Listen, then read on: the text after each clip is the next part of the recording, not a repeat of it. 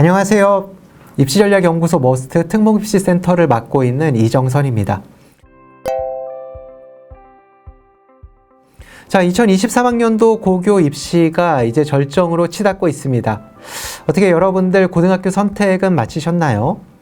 자, 오늘 제가 여러분께 들려드릴 이야기는 문과형 학생들, 그리고 뿐만 아니라 중도형 이과 성향을 가진 학생들이 도대체 왜 외고와 국제고에 대해서 관심을 가지고 지원을 한 번쯤 고려해야 하는지에 대한 이야기를 들려드리고자 합니다.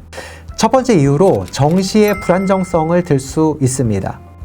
지난해부터 통합형 수능이 치러지면서 이제 문이과의 구분이 사라졌죠. 자, 그런데 수능 수학 영역을 살펴봤더니 1등급 학생의 93.6%가 자연계열 학생이더라라는 겁니다. 자, 이걸 좀 더 정확히 표현하자면 자연계열 쪽 영역이라고 우리가 일컫는 미적분과 기하를 선택한 학생이 93.6%에 달했다는 뜻입니다. 이 말인 즉슨 자연계열 학생들이 1등급을 거의 독식하다시피 했다는 것이죠. 인문계열 상위권, 최상위권 학생들에게는 상당히 안 좋은 불행한 소식이라고 볼 수 있겠죠. 자, 그런데 엎친 데 덮친 격으로 과거에는 지원할 수 없었던 인문계열 학과에 자연계열 학생들이 지원을 하기 시작합니다. 예전에는 상위권 대학일수록 각 계열별 구분을 명확히 해둬서 인문계 학생들은 자연계열 쪽으로, 반대로 자연계 학생들은 인문계열 쪽으로 교차 지원을 하기 힘든 구조로 대입이 구성이 되어 있었어요. 자, 그런데 지난해부터는 수능 자체의 계열별 구분이 모호하다 보니까 많은 상위권 대학에서 교차 지원을 어느 정도 허용해주는 분위기로 바뀌었다는 거죠. 그렇다 보니 아무래도 상대적으로 성적의 우위에 있는 자연계열 학생들이 소위 명문대, 인문계열 학과로 지원하는 그런 러시가 이어졌고, 이런 현상 때문에 혹자는 지난해 수능과 정시를 문과 침공 수능, 그리고 문과 침공 정시였다라고까지 표현을 합니다. 자, 심플하게 좀 정리를 하자면요. 인문계열 학생들 상위권의 경우에는 가급적이면 자연계열 학생들과 부딪히지 않는 게 좋아요. 그런데 현행 정시의 흐름대로라면은 이 같은 상황을 피하기는 좀 어려워졌다라는 거고요. 이에 반해서 수시의 경우에는 특히 서류라든가 면접이 활용되는 학생부 종합전형의 경우에는요, 제 아무리 우수한 자연계열 쪽 학생이라 하더라도 섣불리 인문계 학과에 지원할 수는 없다는 겁니다. 왜냐하면 학종에서 중시하는 항목 중에 전공적 합성이라고 하는 부분이 있는데, 이 부분은 자연계열 쪽에서 우수한 실적을 거뒀다 하더라도 쉽사리 함양할 수 없는 영역이기 때문이죠. 이걸 좀 더 바꿔서 이야기를 하자면 외고라든가 국제고에 지원을 해서 이 안에서 학교가 마련해 놓은 조금 더 양질의 커리큘럼, 그리고 다양한 활동과 특색 사업들을 내가 충실히 이수한다면 정시의 불안정성과는 별개로 수시에서는 상당한 안정감과 지금보다 더욱더 든든하고 더 탄탄한 입시 실적을 만들어낼 수 있다. 이게 오늘 말씀드리는 첫 번째 이유입니다. 자, 두 번째 이유는요, 외고 또는 국제고에서 중도 문과 또는 중도 이과 학생들에 대한 배려가 가속화되었다. 이 부분을 여러분께 강조드리고 싶어요. 지난 대선 직후에 제가 모 외고 담당관을 만나서 이런저런 이야기를 하다가 좀 뜻밖의 이야기를 좀 들은 게 있는데, 그 내용이 뭐였냐면, 사실 순수 이과 학생을 우리 학교에 오라고 하는 건 외고나 국제고 입장에서도 취지에도 잘 걸맞지 않고 또 학생들에게 충분한 교육적 수혜를 줄 수 없다고 생각한다.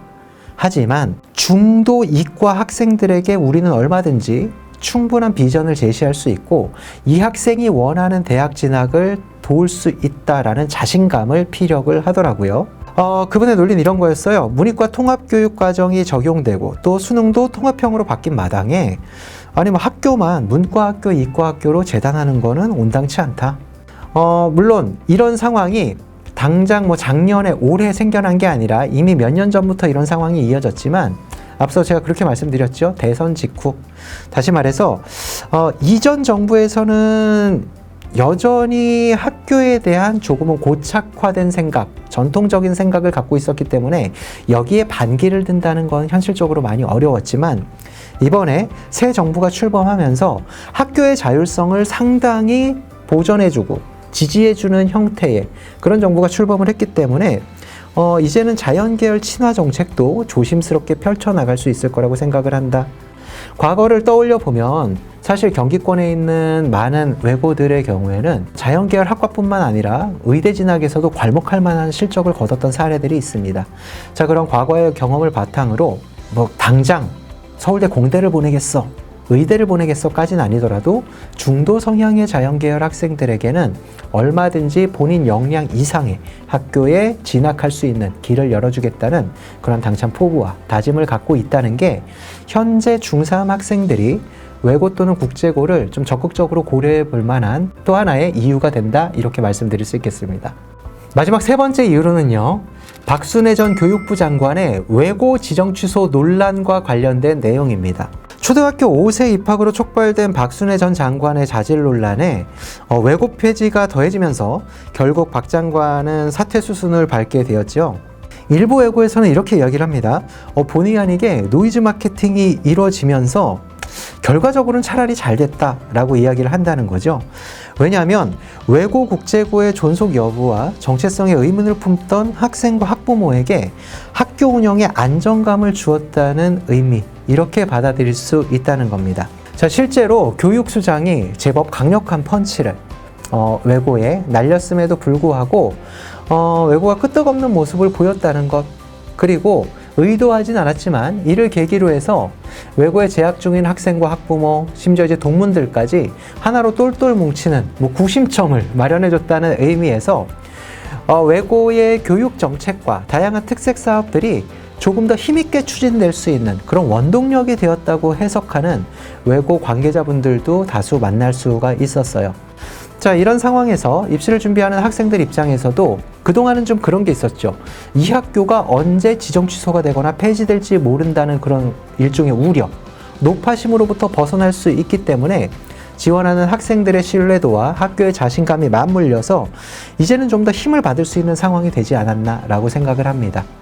결론적으로 말씀드리면 한 차례 해프닝으로 인해 외고가 흔들릴 수 있는 그러한 상황을 잘 버텨냄으로써 이후에 이와 유사한 상황이 펼쳐진다 하더라도 이겨나갈 수 있는 그러한 좋은 전례를 남겼다, 외고 입장에서는요. 그렇게 생각을 할 수 있겠고, 직접적으로 언급이 되진 않았지만 국제고 역시도 본인들이 추구하고 있는 교육적 이념이라든가 교육 정책들을 좀 더 힘있게 밀어갈 수 있는 그러한 상황으로 현재 다져졌다, 이렇게 이해할 수 있겠습니다.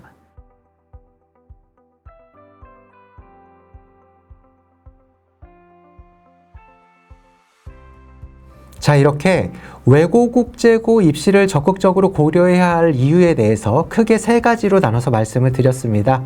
어떻게 다 이해하셨나요? 저희 입시전략연구소 머스트에서는 자사고뿐 아니라 외고 국제고 입시를 준비하는 학생들과 함께 호흡하면서 최상의 결과를 만들어내기 위해서 지금도 노력하고 있습니다. 이 영상을 보시고 이해가 안 가신 부분이나 혹은 올해 외고, 국제고 입시에 도전하고 있는 학생들이 있다면 언제든 편하게 저희 쪽으로 연락을 주시면 최상의 결과를 만들어내기 위한 노력을 함께 해 나가도록 하겠습니다. 감사합니다.